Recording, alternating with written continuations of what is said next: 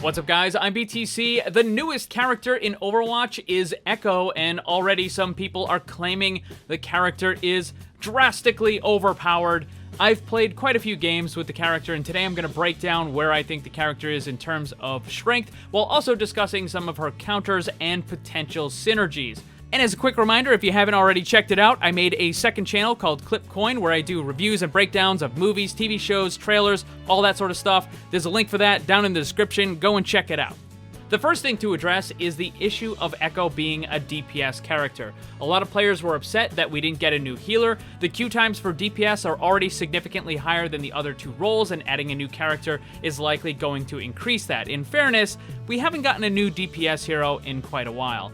So the question, do I think Blizzard should have added a new healer instead? Yes, absolutely. The game only has 7 healers, 8 tanks, but now it has 17 DPS with the addition of Echo. Clearly there's an imbalance there. Overwatch needs to have more healers and tanks. Since the game was released, those roles have been significantly less popular than DPS. But does that mean that Echo is a bad character? No, it doesn't. You guys know that I try to be as fair and neutral as I can with this sort of stuff. When Blizzard does something good, I praise them. When they do something bad, I criticize it. In this case, I think it's fair to say that Echo is an interesting character with some new functionality that will definitely create more exciting possibilities, but we also have to acknowledge that Blizzard probably needs to work on their timing with this stuff, and that perhaps they don't fully grasp the situation that's going on with competitive right now. Those things are not mutually exclusive. But the fact of the matter is, we got Echo, and she's a DPS. Sure, Echo is a cool character, but I would have rather waited until the release of Overwatch 2 to get her, and instead got a new healer right now. But it is what it is. So let's take a look at where the character fits in the game right now. The next thing to ask would be, is Echo too strong? Right now on the PTR, most people are probably in the arcade with 4 Echoes on both teams. That's not really going to give you a very good idea of how the character is going to fit in a normal competitive comp. Yes, people are playing quick play with 2-2-2, but again, it's PTR. People don't take it all that seriously. I think it might be a little too early to tell. There really isn't enough good information, but I do get the feeling that she is a little too powerful as a character. However, it's not the ridiculous, the sky is falling sort of nonsense that some people are claiming that it is. It's not like she's going to completely and utterly break the game when she's released. To be clear, I'm not running towards the monster's castle with a pitchfork in hand saying that Echo needs to be massively nerfed, but I want to look at some of the things that could potentially cause problems and figure out what Blizzard is most likely going to do about it. Starting with her primary damage, it's not as good as some people might originally have thought. Echo's not a close-range character. Most often, she's going to be quite far away while she's trying to attack, and I believe the projectile speed is 75 meters per second, which is a little faster than Genji and a little slower than Zenyatta. There's also the matter of the spread on the attack, where both of those previously mentioned characters have pinpoint accuracy, whereas Echo's attack will spread out a little bit. It means that at longer distances, the 3 projectiles could potentially spread out far enough to where it completely misses what you're aiming at. It's a bit funny that putting your crosshair directly on the enemy will result in a miss at long range. To compensate this, you would have to aim a little off-center, so maybe at least one of the projectiles will hit, but keep in mind, it doesn't really matter because it's a projectile attack, which means that you need to lead the target anyways, so it's not like you have to worry about missing with all 3, you're just trying to hit with 1 or 2 most of the time. Also, the damage on the primary attack is not really that significant. Each projectile only does 17 damage. Because of this stuff, I don't think that her primary attack is really going to be an issue. However, her secondary attack, the stickies, are more likely to cause problems. This launches out 6 stickies that do 5 impact damage each, with an additional 30 when they detonate. If all 6 hit, that's 30 impact plus another 180 for a total of 210.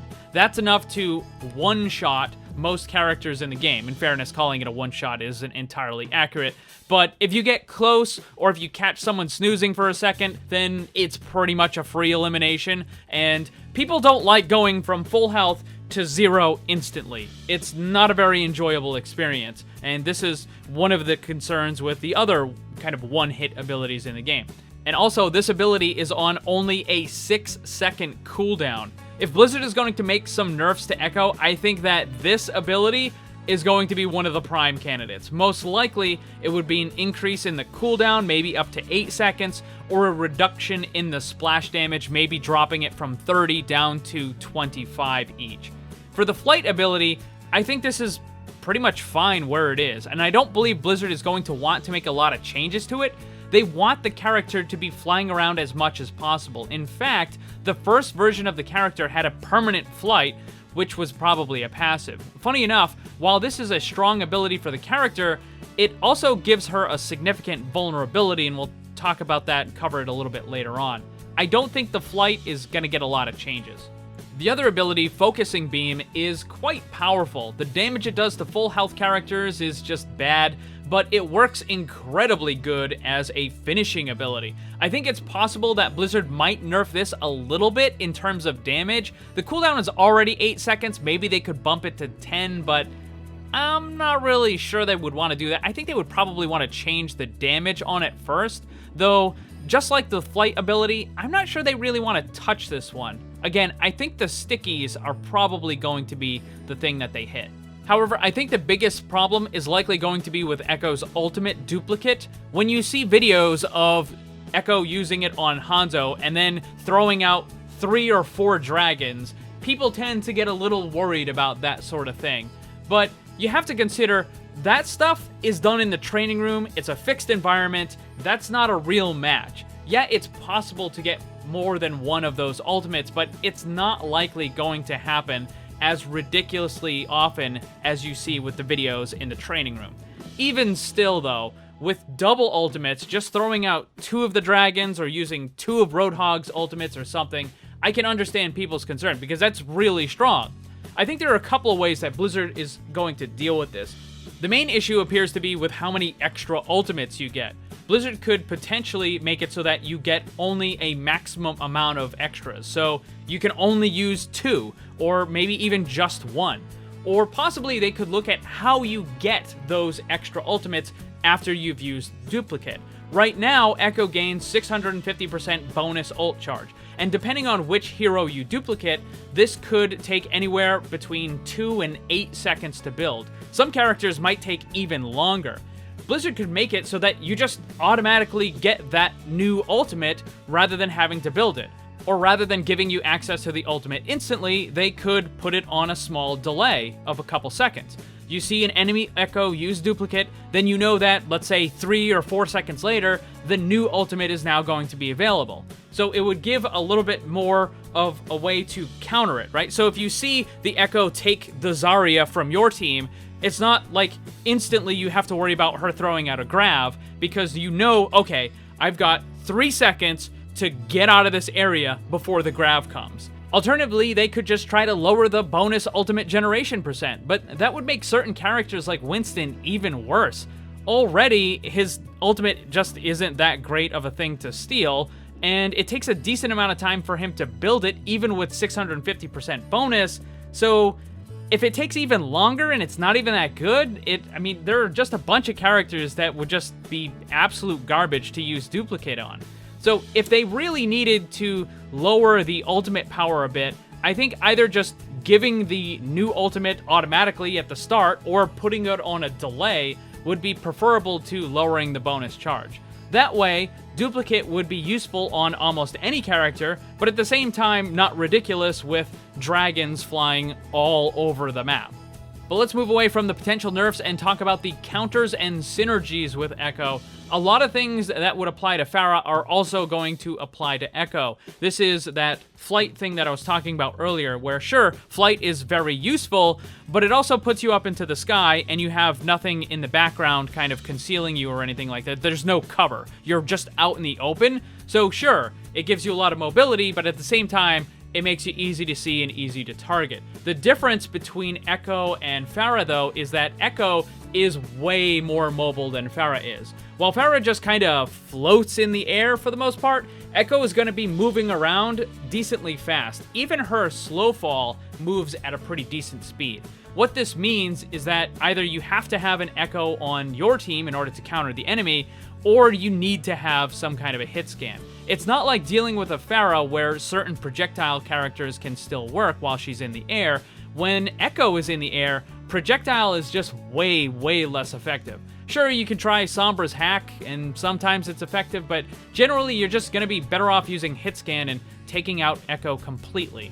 As far as synergies go, the best one is almost certainly going to be Mercy for the same reasons why Mercy is very strong with Pharah, although a damage-boosted Echo doesn't seem to have quite the same impact and the same oomph as a damage-boosted Pharah, and this is because Echo's primary attack doesn't have splash damage.